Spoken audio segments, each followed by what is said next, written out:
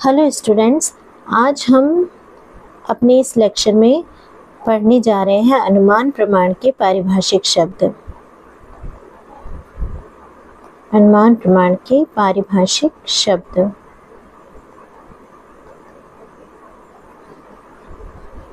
तो ये शब्द इम्पॉर्टेंट भी हैं और एग्ज़ाम की दृष्टि से भी महत्वपूर्ण हैं, क्योंकि एग्ज़ाम्स में इनमें से कई सारे पूछ लिए जाते हैं। तो सबसे पहले हम पढ़ते हैं अनुमिति के बारे में कि अनुमिति क्या है। तो पिछले लेक्चर्स में मैंने अनुमान प्रमाण की आपको परिभाषाएं बताई थी। उसमें एक अनुमान प्रमाण की परिभाषा क्या आई थी? अनुमितिकरणम अनुमानम। ये अनुमिति की परिभाषा नहीं है, मैं फिर बता रही हूँ, अनुमान की परिभाषा है। क्या? अनुमितिकरणम अनुमानम, यानी जो अनुमिति का करण या साधन होता है, यानी जिस साधन की सहायता से अनुमिति प्राप्त की जाती है उसे अनुमान कहते हैं। तो अनुमिति क्या है? अनुमिति यानी अनुमान जो है हमारा साधन है, और अनुमिति वो ज्ञान है जो साधन की सहायता से हमें प्राप्त होता है। अनुमान प्रमाण की सहायता से प्राप्त होने वाला ज्ञान जो है वो अनुमिति कहलाता है। ठीक है। अनुमिति, अब इसे देखिए, जैसे हम प्रत्यक्ष के द्वारा ज्ञान जो प्राप्त करते हैं उसे हम कहते हैं प्रमिति। प्रत्यक्ष प्रमाण के द्वारा जो यथार्थ ज्ञान हमें प्राप्त होता है वह प्रमिति कहलाता है। उसी तरह अनुमान प्रमाण के द्वारा जो हमें ज्ञान प्राप्त होता है, कौन सा? यथार्थ ज्ञान, उसे हम अनुमिति कहते हैं। तो अनुमिति, प्रमिति।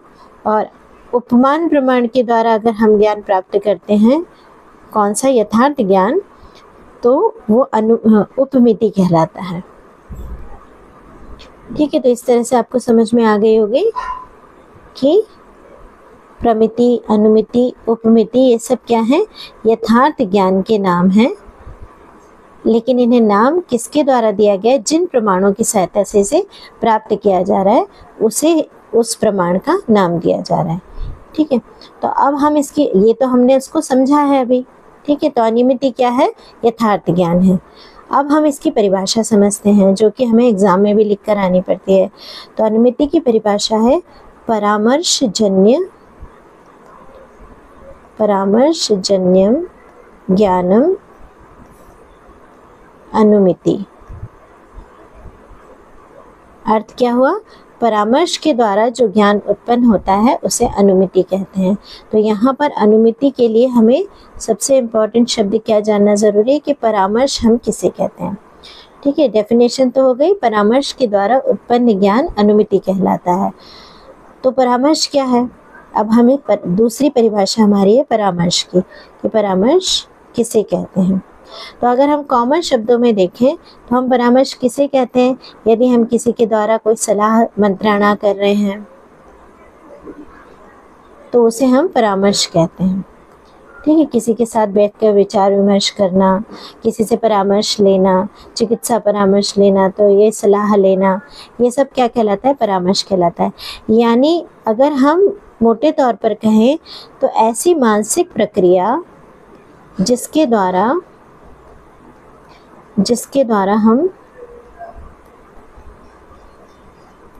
हम यथार्थ ज्ञान यानी अनुमिति तक पहुंचते हैं,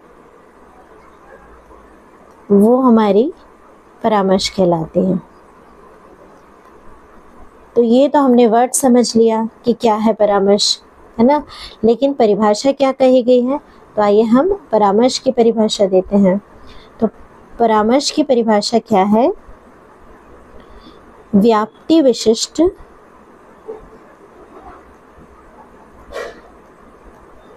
पक्षधर्मता ज्ञानम परामर्शः।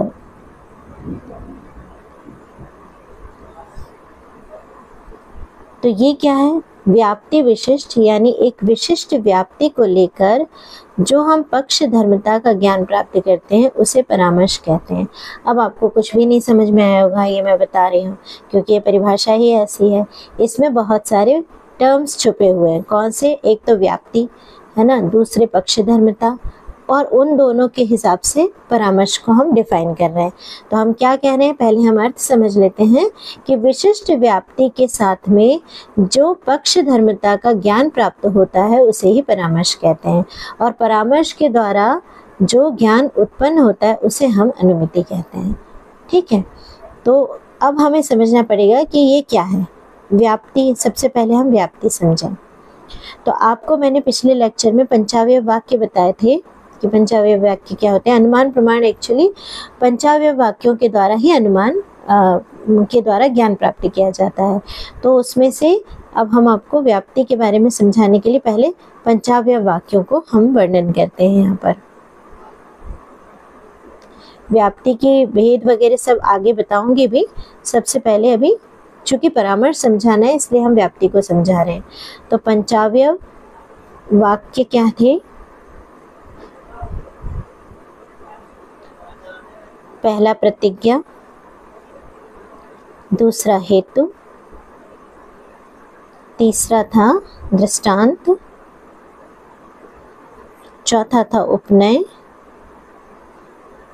और पांचवा था निगमन। तो अभी हम यहाँ पर इन तीनों को जरा समझते हैं क्योंकि व्याप्ति इस दृष्टांत के अंतर्गत आती है। तो प्रतिज्ञा, जैसे हम एग्जाम्पल के द्वारा बता रहे हैं कि पर्वत पर अग्नि है, अग्नि है, ये हमारी प्रतिज्ञा है। अब हमारी ये प्रतिज्ञा क्यों है? क्योंकि हम इस अग्नि को प्रत्यक्षतः नहीं देख पा रहे। पर्वत बहुत ऊपर है, हमें प्रत्यक्षतः नहीं दिखाई दे रही है, ये अप्रत्यक्ष है, दिखाई नहीं दे रही है। तो हम इसे किसी और लक्षण के माध्यम से जान रहे हैं क्योंकि अग्नि हमें अप्रत्यक्ष है। तो वो लक्षण क्या है? हेतु। हम किसके द्वारा जान रहे हैं? प्रत्यक्ष हमें है धुआं। तो धुएं के द्वारा हम पर्वत पर अग्नि होने का अनुमान कर रहे हैं। तो हमारी प्रतिज्ञा है पर्वत पर अग्नि है। और कारण क्या है, क्यों हम ये बात कह रहे हैं? क्योंकि पर्वत पर हम धुआं देख रहे हैं। तो धुआं जो है वो पर्वत पर धुएं का होना ये हेतु है। अब दृष्टांत क्या है? दृष्टांत में हम व्याप्ति सहित दृष्टांत देते हैं। तो व्याप्ति क्या है? जहाँ जहाँ धुआं होता है, धुआं होता है, वहाँ वहाँ अग्नि भी होती है। ठीक है, ये व्याप्ति है। और इसके साथ में हम दृष्टांत दे रहे हैं, जैसे रसोई घर, जैसे रसोई घर। रसोई घर में धुएं के साथ में अग्नि भी होती है। रसोई घर में धुआं होता है, वहाँ अग्नि भी होती है। तो ये व्याप्ति बनी है कि जहाँ जहाँ धुआं होता है वहाँ वहाँ अग्नि होती है। अब ये जो हम बोल रहे हैं धुएं और अग्नि का जो साहचर्य नियम है, धुआं हमारा हेतु है और अग्नि हमारी साध्य है। पर्वत पर हमें किसे सिद्ध करना है? अग्नि को। तो ये अग्नि साध्य है।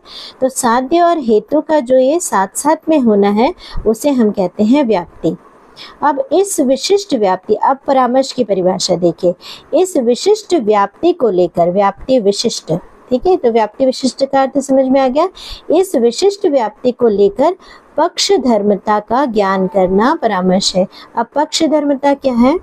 तो पर्वत पर हमें अग्नि को सिद्ध करना है। तो अग्नि तो हमारा साध्य है और किसके द्वारा हम सिद्ध कर रहे हैं? धुएं के द्वारा सिद्ध कर रहे हैं। धुएं के द्वारा हम अग्नि को सिद्ध कर रहे हैं, इसलिए धुआं क्या है? हमारा हेतु है। तो पक्ष धर्मता क्या कहलाती है? हेतु का पक्ष पर होना पक्ष धर्मता कहलाता है। पक्ष हमारा क्या है? पर्वत। जहाँ पर साध्य का हमें संदेह होता है उसे हम पक्ष कहते हैं। आगे हम ये डेफिनेशंस बताएंगे भी। तो यहाँ पर हम पर्वत पर अग्नि को सिद्ध करने वाले हैं, यानी पर्वत पर अग्नि का संदेह, अग्नि अभी सिद्ध नहीं हुई है। तो पर्वत पर अग्नि का संदेह है, इसलिए पर्वत क्या है? हमारा पक्ष है। यहाँ पर पर्वत पक्ष है। और पक्ष पर हेतु का होना, पक्ष पर यानी हेतु और पक्ष का जो संबंध है वही क्या कहलाता है? पक्ष धर्मता। ठीक है, तो अब आइए फिर से हम परामर्श की परिभाषा पर आते हैं।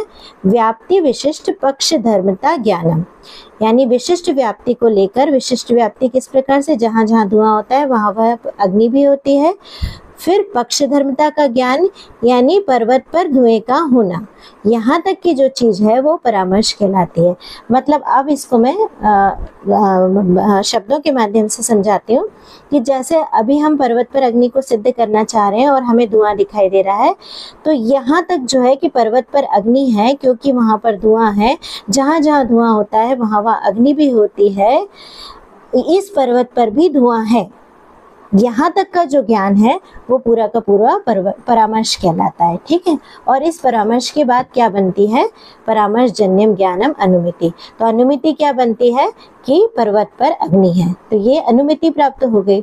तो यहाँ तक कि पर्वत पर भी धुआं दिखाई दे रहा है और विशिष्ट व्याप्ति को बताते हुए कि जहाँ जहाँ धुआं होता है वहाँ वहाँ अग्नि होती है, तो व्याप्ति विशिष्ट पक्ष धर्मता ज्ञानम कहलाता है परामर्श। ठीक है, ये इसकी परिभाषा है।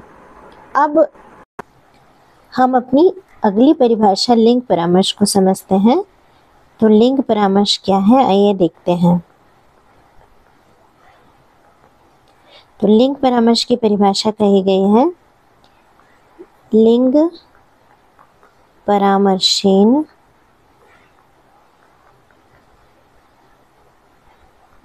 नानुमीयते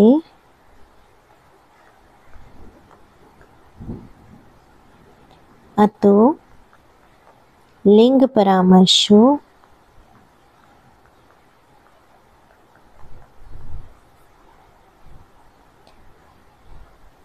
अनुमानम। ये भी तर्क संग्रह की डेफिनेशन है। तो क्या है डेफिनेशन? लिंग परामर्शेन अनुमीयते अतो लिंग परामर्शो अनुमानम। अर्थ क्या है? लिंग परामर्श के द्वारा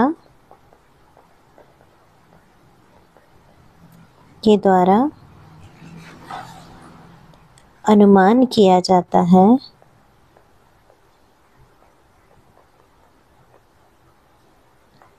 या लिंग परामर्श के द्वारा अनुमिति, अर्थ यह है अनुमिति किया जाता है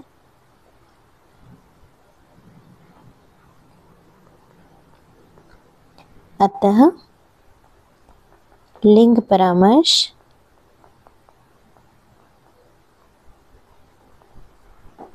ही अनुमान है।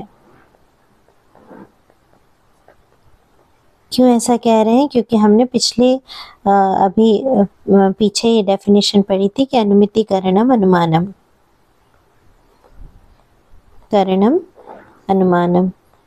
यानी अनुमिति का जो साधन है वो अनुमान है। और यहाँ पर क्या बता रहे हैं कि लिंग परामर्श के द्वारा अनुमिति की जाती है। तो अनुमिति लिंग परामर्श के द्वारा की जा रही है और अनुमिति का साधन तो अनुमान कहलाता है। तो इसलिए लिंग परामर्श ही क्या है? लिंग परामर्श ही अनुमान है। तो लिंग परामर्श बराबर अनुमान। तो इसका मतलब क्या है? लेकिन लिंग परामर्श होता क्या है? तो लिंग होता है चिन्ह या हेतु, इसी को हेतु भी कहते हैं। तो जहाँ पर हमें प्रत्यक्ष द्वारा किसी ज्ञान की अनुपलब्धि हो, किसी विषय या प्रमेय के ज्ञान की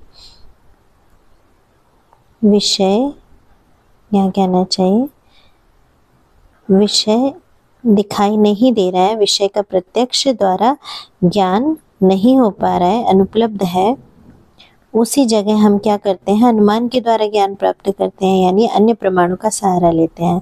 तो जो चीज़ हमें प्रत्यक्ष नहीं है उसका हमें चिन्ह दिखाई देता है, चिन्ह या लिंग या हेतु, ये प्रत्यक्ष होता है। विषय प्रत्यक्ष नहीं है या वस्तु प्रत्यक्ष नहीं है, लेकिन उसका चिन्ह या लिंग या हेतु प्रत्यक्ष है। उस हेतु के माध्यम से हम विषय का ज्ञान प्राप्त करते हैं। तो ये लिंग जो है, लिंग को देखकर जब हम उस लिंग को धारण करने वाली वस्तु, उसे कहते हैं लिंगी। लिंग हेतु और लिंगी यानी वो वस्तु जो लिंग का धारण कर रही है, वस्तु या व्यक्ति या जो भी प्रमेय हमारा है, जो कि ज्ञान का हमारा विषय है, जो उस चिन्ह को या हेतु को धारण करता है, उसका जब हम ज्ञान प्राप्त करते हैं तो ये जो प्रक्रिया है लिंग को देखकर लिंगी का ज्ञान करने की, वो पूरी प्रक्रिया क्या कहलाती है? लिंग परामर्श कहलाती है। जैसे अभी हमारा जो एग्जाम्पल था कि धुआं, धुआं लिंग है और धुआं किसमें छिपा हुआ है? अग्नि में, सॉरी, धुएं में क्या छिपी हुई है? अग्नि छिपी हुई है। तो अग्नि का लिंग क्या है? धुआं है यहाँ पर। तो लिंग को देखकर यानी धुएं को देखकर लिंगी यानी अग्नि का जो हम ज्ञान प्राप्त कर रहे हैं, उसके लिए जो प्रक्रिया अपना रहे हैं इस लिंग के द्वारा लिंगी का ज्ञान प्राप्त करनी है, वो क्या कहलाती है? लिंग परामर्श कहलाती है। यानी वही बात हो गई जैसे हम परामर्श में कह रहे थे कि प्रतिज्ञा से लेकर हेतु बताना और दृष्टांत देना व्याप्ति सहित और उपनय करना, कि यहाँ पर भी धुआं है, इस तरह से ये सब प्रक्रिया किसके अंतर्गत आ जाती है? लिंग परामर्श के अंतर्गत आ जाती है। और यहाँ पर फिर क्या होता है? हेतु को देखकर ज्ञान प्राप्त किसका प्राप्त करेंगे? साध्य का ज्ञान प्राप्त करेंगे। तो साध्य जो हमारा है वो लिंगी है क्योंकि इसमें हेतु उपस्थित है और हेतु हमारा है लिंग। तो अभी हम क्या करें? हेतु को देखकर साध्य का ज्ञान प्राप्त करने के लिए पूरी प्रक्रिया अपना रहे हैं। वही प्रक्रिया क्या कहला रही है? लिंग परामर्श कहला रही है।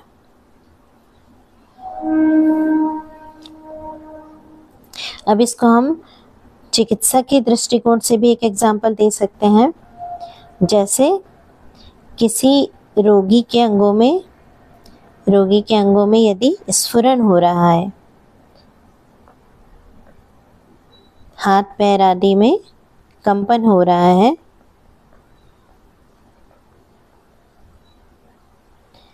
तो उसको देखकर, ये तो लिंग हो गया, लक्षण हो गया, इस लक्षण को देखकर हम वात के प्रकोप का अनुमान कर लेते हैं, क्योंकि वात के प्रकोप का लक्षण है कि उसमें अंगों में स्फुरण होता है।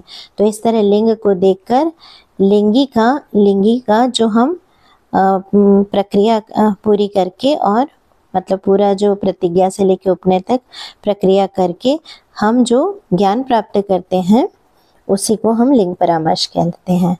तो इसको डेफिनेशन दी गई है अनुमान को, इसीलिए एक परिभाषा और दी गई है जो परिभाषाओं वाले लेक्चर में मैंने बताई थी। तल लिंगी लिंग पूर्वकम। अनुमान क्या है? अनुमान है लिंगी का ज्ञान लिंग पूर्वक करना, यानी पूर्व में लिंग को देखकर उसके माध्यम से लिंगी का ज्ञान प्राप्त करना अनुमान कहलाता है। ये न्याय वार्तिक की डेफिनेशन है। तो इस तरह से लिंग परामर्श भी वही है जो हमने परामर्श के उसमें पढ़ा था। तो यहाँ पर लिंग को देखकर लिंगी के ज्ञान के लिए जो प्रक्रिया अपनाई जाती है वो पूरा लिंग परामर्श कहलाता है। इसका मतलब लिंग परामर्श ही अनुमान है। अब हम अगली परिभाषा की ओर चलते हैं। अगली परिभाषा है व्याप्ति की। तो व्याप्ति क्या है? तो व्याप्ति की परिभाषा कही गई है, यत्र यत्र धूमस तत्र तत्राग्निर इति साहचर्य नियमो व्याप्ति है। अर्थ क्या है? जहाँ जहाँ धुआं है वहाँ वहाँ अग्नि है,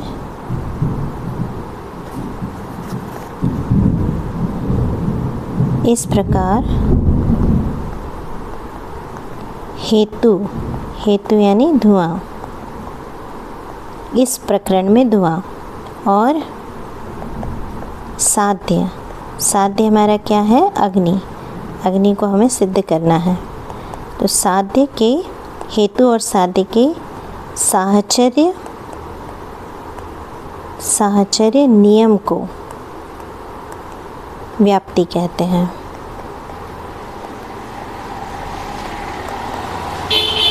मतलब जैसे हमने पक्ष धर्मता में पढ़ा था कि पक्ष और हेतु का संबंध था, हेतु का पक्ष में रहना पक्ष धर्मता था। अब यहाँ पर क्या है, व्याप्ति का मतलब है हेतु और साध्य का संबंध, व्याप्ति होता है। यानी जहाँ जहाँ हेतु है वहाँ वहाँ साध्य का उपस्थित रहना व्याप्ति कहलाता है। तो इन दोनों के बीच में जो एक साथ रहने का या अविनाभाव या एक के न रहने पर दूसरे के भी न रहने का जो साहचर्य नियम है उसी को हम व्याप्ति कहते हैं। मतलब जहाँ हेतु होगा वहाँ साध्य भी होगा, तो ये जो साहचर्य है उसी को हम व्याप्ति कहते हैं। साध्य किसे कहते हैं, जिसे हमें सिद्ध करना है।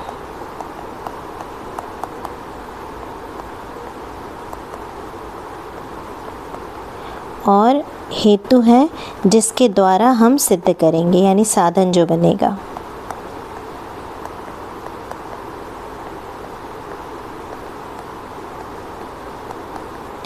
तो जैसे जहाँ जहाँ धुआं है वहाँ वहाँ अग्नि है, यहाँ धुएं के माध्यम से हम अग्नि को सिद्ध करने वाले हैं। तो धुएं और अग्नि का जो आपस में हमेशा साथ रहना है, इसी को हम माध्यम बनाएंगे धुएं के द्वारा अग्नि को सिद्ध करने के लिए। तो ये जो इनका साथ में रहने का साहचर्य नियम है उसी को व्याप्ति कहते हैं। इसी व्याप्ति के माध्यम से हम पर्वत पर अग्नि को सिद्ध करते हैं, तो यही व्याप्ति है। अब हम देखते हैं व्याप्ति कितने प्रकार की होती है।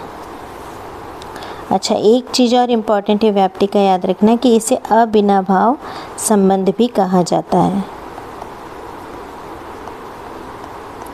अविनाभाव संबंध का मतलब क्या है कि एक के न रहने पर दूसरे का भी न रहना। यानी हेतु अगर उपस्थित है तो साध्य भी उपस्थित है, और हेतु अगर अनुपस्थित है तो साध्य भी अनुपस्थित है। तो ऐसा जो इनका आपस में नियम है रहने का, साथ में रहने का नियम है, उसी को हम अविनाभाव संबंध कहते हैं। तो व्याप्ति अविनाभाव संबंध के साथ में होती है, दोनों का यह संबंध अविनाभाव संबंध कहलाता है। जैसे अभी जो हम उदाहरण दे रहे थे, यत्र यत्र धूमस् तत्र तत्र अग्निरिति, तो उस उदाहरण में धूम का अस्तित्व तभी है जब अग्नि का अस्तित्व है। जहाँ अग्नि होगी वहीं धूम होगा। और एक एग्जाम्पल और आयुर्वेद का है कि जहाँ जहाँ दोष वैषम्य है, दोष वैषम्य, दोषों की विषमता है, वहाँ वहाँ व्याधि है। तो बिना व्याधि के दोष वैषम्य का अस्तित्व हो ही नहीं सकता, और दोष वैषम्य के बिना व्याधि का अस्तित्व नहीं हो सकता। तो इन दोनों का जो आपस में साहचर्य नियम है वो ही अविनाभाव संबंध कहलाता है। और इस नियम को जब हम एग्जाम्पल्स के द्वारा स्पष्ट करते हैं तो वही व्याप्ति कहलाती है। अब व्याप्ति के कितने भेद होते हैं? तो व्याप्ति के दो भेद कहे गए हैं। पहला अन्वय व्याप्ति और दूसरा है व्यतिरेक व्याप्ति।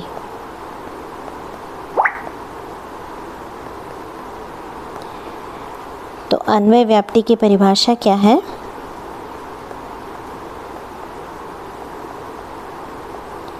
इसको कहा गया है अन्वयेन निरूपिता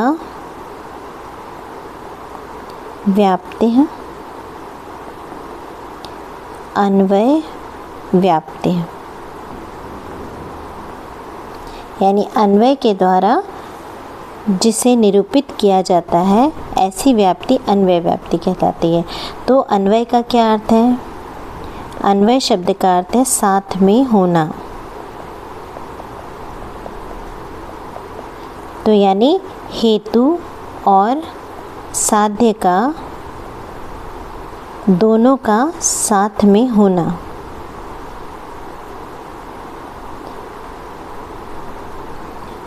इस तरह का जब हम व्याप्ति बनाते हैं, व्याप्ति बताते हैं, तो वो क्या, दोनों का मतलब उपस्थित होना, दोनों का होने का भाव जो है, और वो भी अव्यभिचरित साहचर्य, अव्यभिचरित साहचर्य है।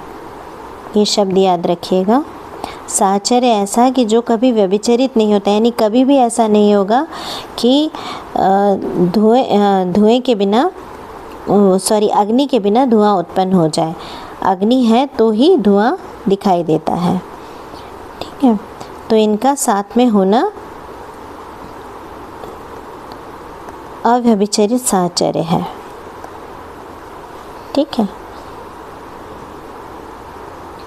अगर धुआं है तो अग्नि हमेशा उसके पीछे छुपी रहती ही है। तो धुएं और अग्नि का आपस में जो है अव्यभिचरित साहचर्य रहता है। तो इसी को हम अन्वय व्याप्ति कहते हैं। और दूसरा व्यतिरेक व्याप्ति है।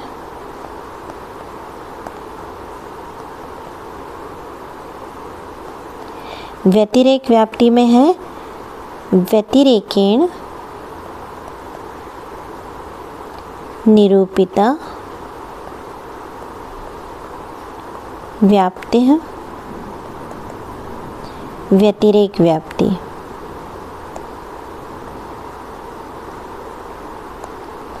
तो व्यतिरेकेण निरूपिता मतलब जो व्यतिरेक से निरूपित की जाए वो व्याप्ति व्यतिरेक व्याप्ति कहलाती है। और व्यतिरेक का अर्थ क्या है? अन्वय का विपरीत,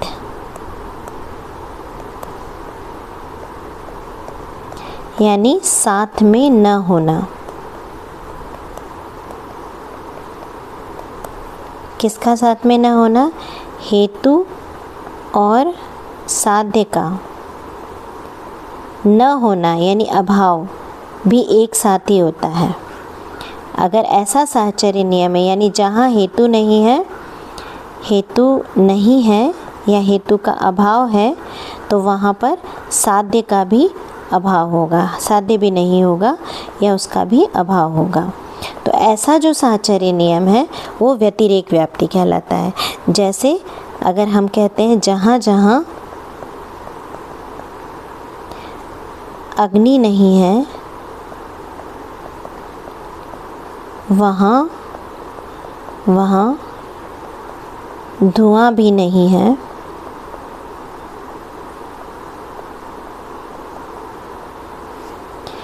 तो ये व्याप्ति जो है वो क्या कहलाएगी? व्यतिरेक व्याप्ति। अब यहाँ पर थोड़ा एक चीज़ का ध्यान लिखिएगा। मैंने ये नहीं लिखा है कि जहाँ जहाँ धुआं नहीं है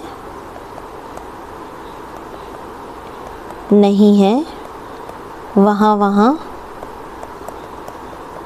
अग्नि नहीं है, ये नहीं लिख रही हूँ क्योंकि ये व्याप्ति नहीं बन सकती।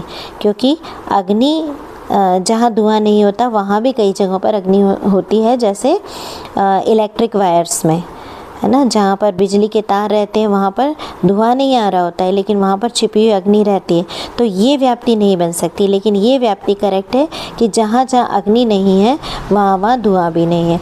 क्योंकि धुआं अगर दिखाई दे रहा है तो वहाँ पीछे अग्नि ज़रूर होती है, तो जहाँ अग्नि नहीं रहती वहाँ पर धुआं भी नहीं आएगा। ऐसे ही यहाँ पर भी जो अन्वय व्याप्ति है वो जहाँ जहाँ धुआं है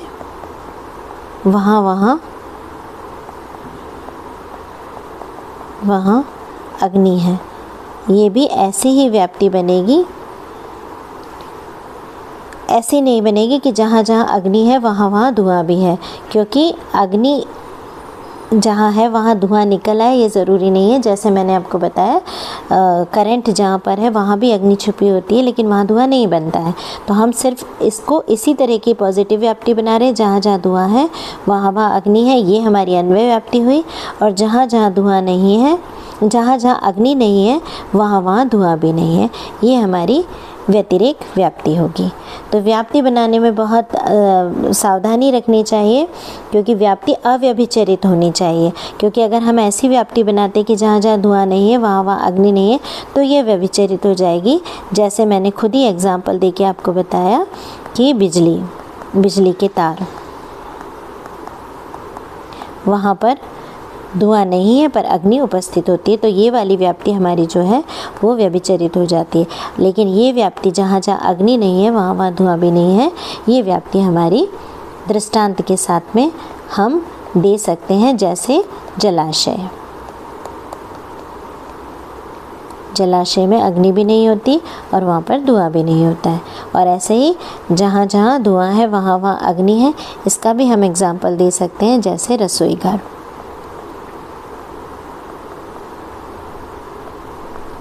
तो ये इस तरह से अन्वय व्याप्ति और व्यतिरेक व्याप्ति रूप से दो प्रकार की व्याप्तियाँ होती हैं। इसे अगर हम आयुर्वेद का एग्जाम्पल भी देना चाहें तो जैसे मैंने दोष वैषम्य से बताया है, तो यहाँ पर व्यतिरेक व्याप्ति किस तरह बनेगी आयुर्वेदिक एग्जाम्पल में, तो जहाँ जहाँ दोष वैषम्य नहीं है वहाँ वहाँ व्याधि भी नहीं है। और उदाहरण भी हमारे पास इसका, जैसे स्वस्थ व्यक्ति। तो ये व्यतिरेक व्याप्ति है। यहाँ पर हम दोनों प्रकार से व्याप्ति बना सकते हैं। जहाँ जहाँ व्याधि नहीं है वहाँ वहाँ दोष वैषम्य भी नहीं है। इस तरह भी हम इसको व्याप्ति बना सकते हैं। और उदाहरण वही आएगा, जैसे स्वस्थ व्यक्ति। ठीक है, तो ये व्याप्ति दोनों तरह से बन सकती है। तो ये व्यतिरेक व्याप्ति का एग्जाम्पल है। तो इस तरह से व्याप्ति के हमने भेद भी बता दिए आपको। अब अगली परिभाषा हम यहाँ पर पढ़ने वाले हैं हेतु की। तो हेतु की परिभाषा मैंने पहले जो पंचावय वाक्य पढ़ाए थे उसमें भी बताई थी। यहाँ पर चूँकि हेतु के भेद भी बताने हैं इसलिए हम फिर से इसको बता रहे हैं। तो हेतु क्या है? साध्य साधनम हेतु। साध्य साधनम हेतु अर्थ क्या है? साध्य को सिद्ध करने के लिए जिस साधन का उपयोग किया जाता है, साध्य को सिद्ध करने के लिए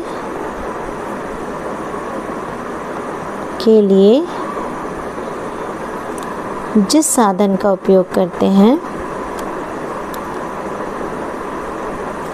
उपयोग किया जाता है, वह हेतु है।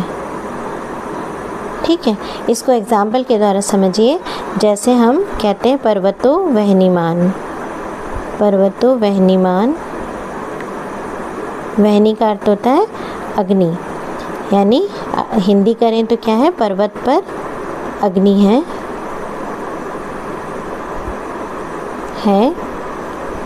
पर्वतो वह्निमान धूमत्वात्। ये पूरा शब्द सेंटेंस है, क्योंकि वहाँ पर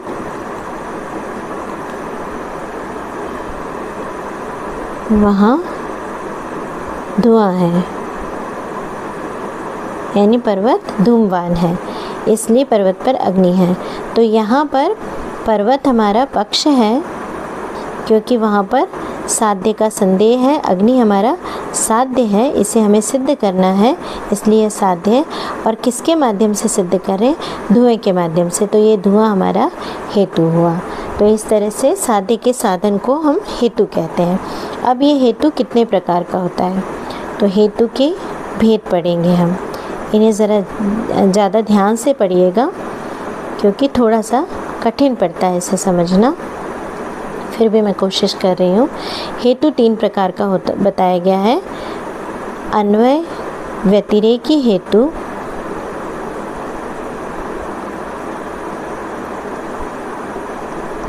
दूसरा है केवल अन्वयी हेतु,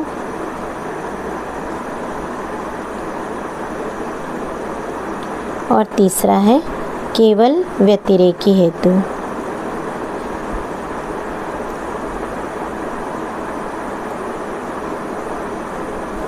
ठीक है, तो मैं फिर से एक बार अन्वय और व्यतिरेक की आपको डेफिनेशन बता देती हूँ, उसके बाद इन हेतुओं को समझाऊंगी। तो अन्वय और व्यतिरेक का अर्थ क्या है? अन्वय का अर्थ है एक का होना, एक के होने पर दूसरे का भी होना, है ना। यानी हेतु और साध्य दोनों का साथ साथ पाया जाना, ठीक है। और व्यतिरेक का अर्थ है एक का अभाव होने पर दूसरे का भी अभाव होना,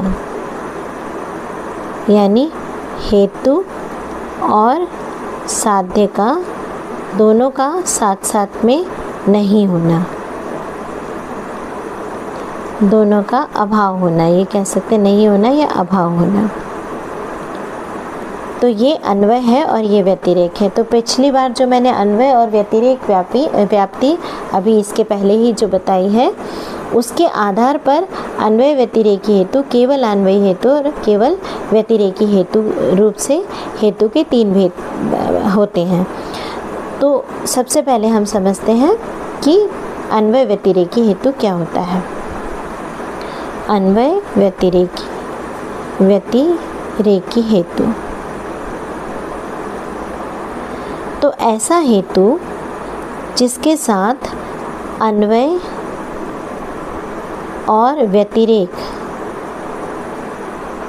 दोनों प्रकार के उदाहरण या दृष्टांत प्राप्त हो सके, तो वो क्या कहलाता है? अन्वय व्यतिरेकी हेतु कहलाता है। तो दृष्टांत हम कैसे देते हैं? व्याप्ति सहित दृष्टांत देते हैं। तो इसका मतलब इसकी अन्वय व्याप्ति और व्यतिरेक व्याप्ति दोनों बन सकती हैं और दोनों के उदाहरण हमें प्राप्त होते हैं, तो वो अन्वय व्यतिरेकी हेतु कहलाता है। तो जैसे यहाँ हम देखते हैं कि हम तो यहाँ पर है एक हम सेंटेंस ले रहे हैं कि ज्वर व्याधि है क्योंकि उसमें दोष वैषम्य है।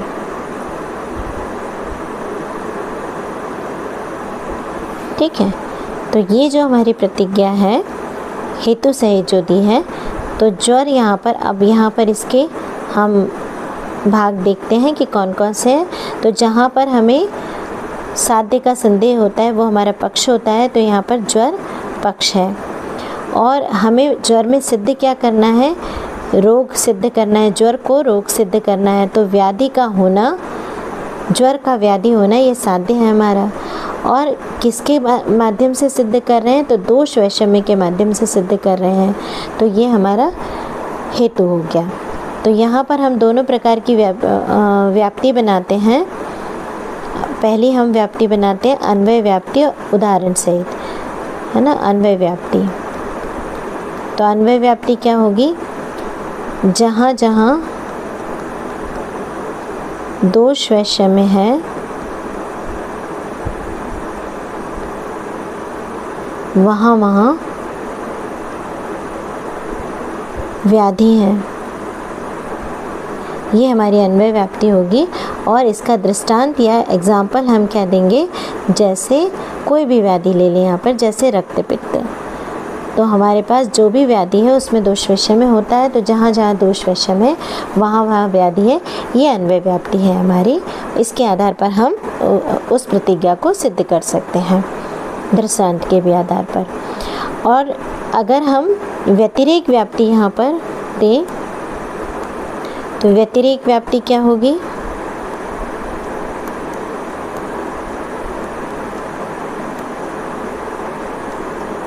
जहाँ जहाँ दोष वैषम्य नहीं है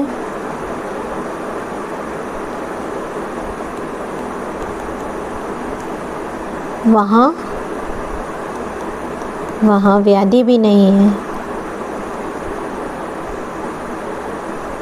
नहीं है। इसका एग्जाम्पल भी हम दे सकते हैं, जैसे स्वस्थ शरीर, स्वस्थ प्राणी। कोई भी स्वस्थ प्राणी का एग्जाम्पल आप दे दीजिए तो वो दृष्टांत हो जाएगा। तो यहाँ पर क्या हो रहा है, दोष वैषम्य हेतु जो कि हम जड़ में व्याधित्व को सिद्ध करने के लिए दे रहे हैं, ये हेतु अन्वय व्यतिरेकी हेतु है, क्योंकि यहाँ पर अन्वय और व्यतिरेक दोनों ही स्थिति की व्याप्तियों के लिए दृष्टांत हमारे पास मौजूद है। तो ये किसी भी प्रकार की व्याप्ति से इस बात को हम सिद्ध कर सकते हैं। प्रतिज्ञा, हेतु, दृष्टांत, उपनय और निगमन द्वारा, पंचावय वाक्य के द्वारा। तो ये हमारा हेतु क्या है, अन्वय व्यतिरेकी हेतु है। कौन सा हेतु, दोष वैषम्य का होना ज्वर में। तो ये अन्वय व्यतिरेकी हेतु का एग्जाम्पल है। इसको मैं और साधारण एग्जाम्पल से जहाँ जहाँ धुआं वाली बताएंगे कि अगर हम कहते हैं पर्वत पर, दूसरा एग्जाम्पल दे रही हूँ, पर्वत पर अग्नि है,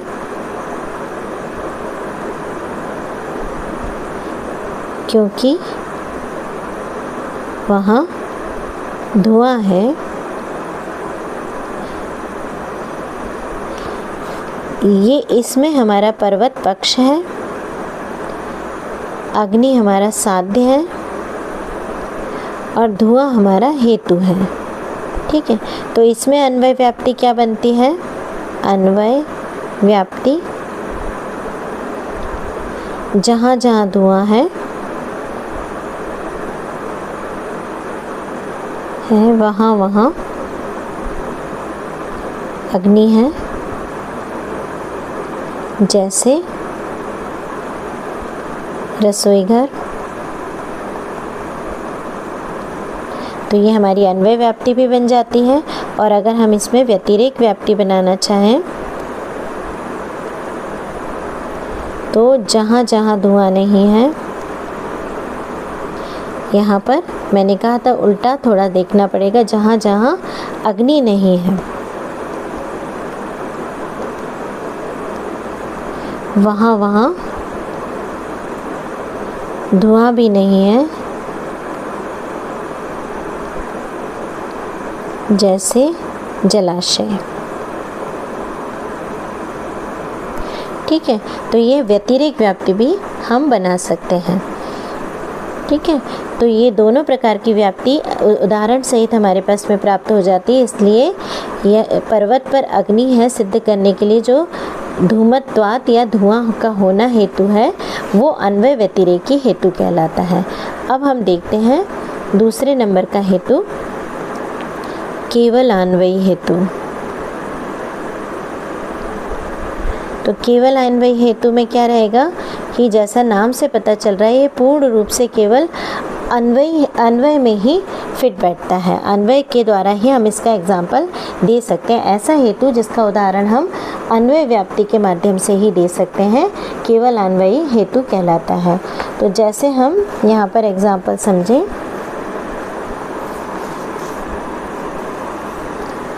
कि विकृति अभिधेय है,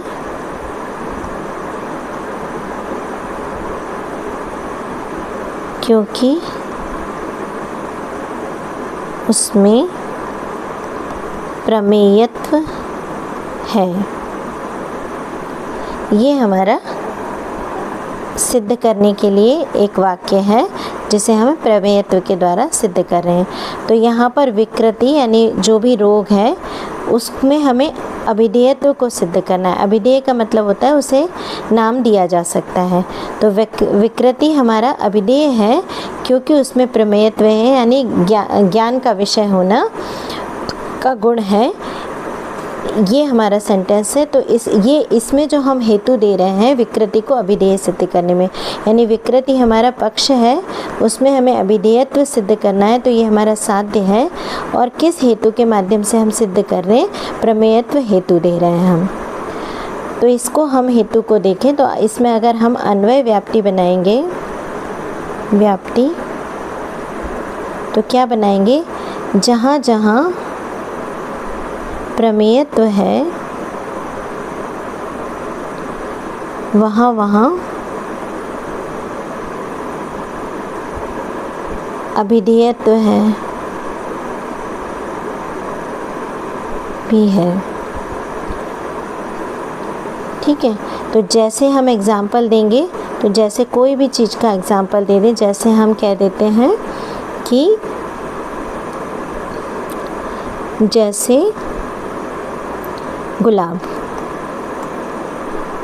ठीक है, गुलाब का फूल, तो प्रमेयत्व का मतलब ज्ञान का विषय होना, विषय होना। तो जो कुछ भी ज्ञान का विषय है उसको हम नामकरण देते हैं, है ना। तो ये बात जो हम कह रहे हैं, जहाँ जहाँ प्रमेयत्व है वहाँ वहाँ अभिधेयत्व भी है, तो उसका एग्जाम्पल हम देते हैं कोई भी एक चीज़, गुलाब का फूल या लैपटॉप या पेन, कुछ भी हम यहाँ पे एग्जाम्पल दे सकते हैं, तो ये हमारी व्याप्ति सिद्ध हो जाएगी। ठीक है, अब अगर हम इसकी व्यतिरेक व्याप्ति बनाना चाहें, व्यतिरेक व्याप्ति, तो व्यतिरेक व्याप्ति कैसे बनेगी? जहाँ जहाँ प्रमेयत्व नहीं है वहाँ वहाँ अभिधेयत्व भी नहीं है। अब ये व्याप्ति इस तरह से सिद्ध होने के लिए, व्याप्ति बनने के लिए हमें जैसे कहना ज़रूरी है, उदाहरण देना ज़रूरी है। तो इसमें हम कौन सा उदाहरण लेकर आएंगे? जहाँ जहाँ प्रमेयत्व नहीं है, हमें ऐसी एक संसार की चीज़ उठानी पड़ेगी यहाँ उदाहरण देने के लिए कि जिसमें प्रमेयत्व नहीं हो। तो जो आप प्रमेय के बारे में जब आपने पढ़ा होगा, तो आपने पढ़ा होगा कि संसार की सभी वस्तुएं जितनी भी हमारे पास है सभी प्रमेय हैं, अनंत प्रमेय है। प्रमेय का मतलब होता है ज्ञान का विषय होना। तो जो कुछ भी संसार में है वो सब ज्ञान का विषय ही है ना। तो जिसमें प्रमेयत्व नहीं हो, ऐसी एक भी वस्तु आपके सामने उपलब्ध नहीं होगी जिसे आप यहाँ पर एग्जाम्पल के रूप में दे सके। तो हम एग्जाम्पल नहीं दे सकते तो व्यतिरेक की व्याप्ति भी नहीं बनेगी। तो यहाँ पर क्या है, हम केवल अन्वय व्याप्ति बना सकते हैं। व्यतिरेक व्याप्ति के लिए हमारे पास दृष्टांत या उदाहरण मौजूद नहीं है। तो इस वाले सेंटेंस में विकृति को अभिधेयत्व सिद्ध करने के लिए जो हम प्रमेयत्व हेतु दे रहे हैं वो हेतु क्या है? केवल अन्वयी हेतु है। फिर से एक बार बोल रही हूँ, विकृति में अभिधेयत्व को सिद्ध करने के लिए यदि हम प्रमेयत्व का हेतु देते हैं तो हमारा प्रमेयत्व हेतु क्या कहलाएगा? केवल अन्वयी हेतु कहलाएगा, क्योंकि केवल ये अन्वय व्याप्ति के माध्यम से ही सिद्ध किया जा सकता है। ठीक है, अब हम तीसरा हेतु देखते हैं। तीसरा है हमारा केवल व्यतिरेकी हेतु। केवल व्यतिरेकी हेतु, जैसा इसके नाम से ही पता चल रहा है कि इसमें केवल हमारे पास में व्यतिरेक व्याप्ति ही प्राप्त हो सकती है, मतलब व्यतिरेक व्याप्ति का ही एग्जाम्पल प्राप्त हो सकता है हमारे पास में। तो अब इसे हम यहाँ पर समझते हैं, केवल व्यतिरेकी हेतु। तो यदि हम ये कह रहे हैं, इसका एग्जाम्पल दिया गया है ज्वर या ज्वर, हिंदी में लिखती हूँ मैं, ज्वर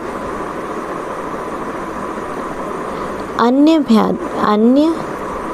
व्याधियों से भिन्न है,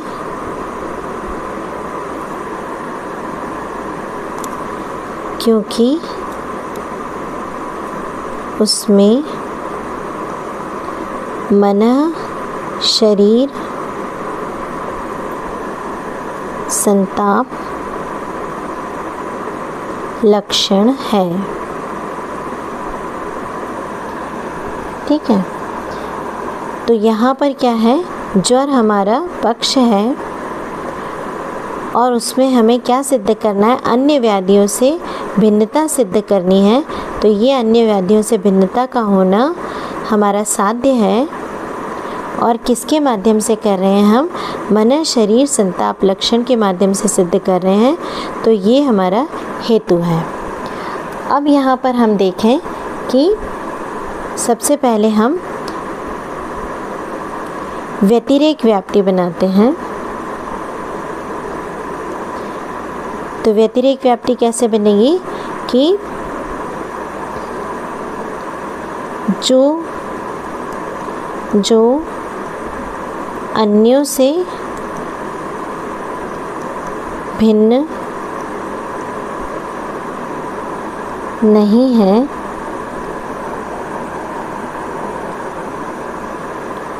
उसमें मन शरीर संताप लक्षण भी नहीं है।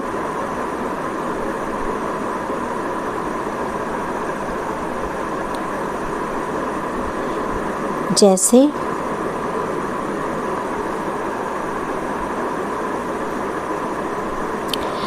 तो यहाँ पर ये देखिए कि एक पूरा ग्रुप बन गया है, अन्यों से भिन्न नहीं है। तो अन्यों से भिन्न नहीं है मतलब कई सारे रोग आ जाएंगे, जैसे रक्त पित्त, जैसे गुल्म, जैसे कामला, है ना। कोई सी भी व्याधियाँ इसमें दे सकते हैं, क्योंकि यहाँ पे दो ग्रुप बन गए हैं, एक ज्वर और दूसरा अन्य व्याधियाँ।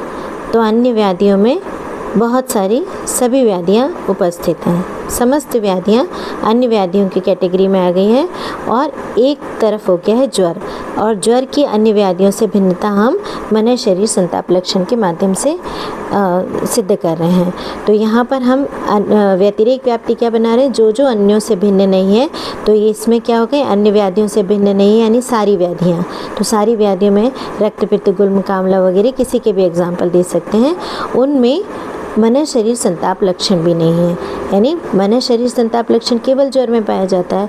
तो अन्य व्याधियाँ जितनी भी इस ग्रुप में हैं उन सब में मन शरीर संताप एक साथ होना ये लक्षण नहीं है, वो केवल ज्वर में पाया जाता है।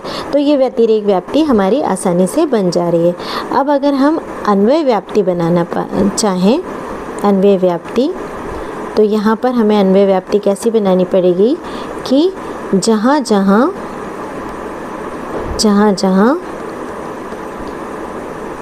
व्याप्ति, फिर याद रखिएगा हेतु और साध्य का साहचर्य नियम है ना। तो जहाँ जहाँ मन शरीर संताप लक्षण है, संताप लक्षण है, वहाँ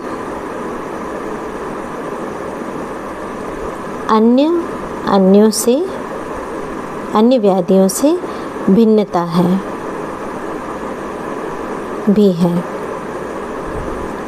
ना, भिन्नता है। ये हमारी अन्वय व्याप्ति हुई, क्योंकि मन शरीर संताप लक्षण हेतु है और अन्यों से भिन्नता जो हम सिद्ध करना चाह रहे हैं वो हमारा साध्य है। ये हेतु है और साध्य, और इसका साहचर्य नियम ही क्या होता है, अन्वय व्याप्ति होती है। तो अब इसका अगर हम एग्जाम्पल देना चाहें तो जहाँ जहाँ मन शरीर संताप लक्षण है वहाँ अन्यों से भिन्नता भी है। तो इसका एग्जाम्पल हमें क्या देना पड़ेगा, ज्वर को देना पड़ेगा, क्योंकि मन शरीर संताप लक्षण अब किस में है, केवल ज्वर में ही है, क्योंकि दो ही कैटेगरीज हमारे पास, अन्यों से भिन्नता यानी बाकी व्याधियाँ और एक तरफ ज्वर, और ये लक्षण केवल ज्वर में पाया जाता है। तो इसका अगर हम एग्जाम्पल देना चाहें तो हमें ज्वर का ही एग्जाम्पल देना पड़ेगा।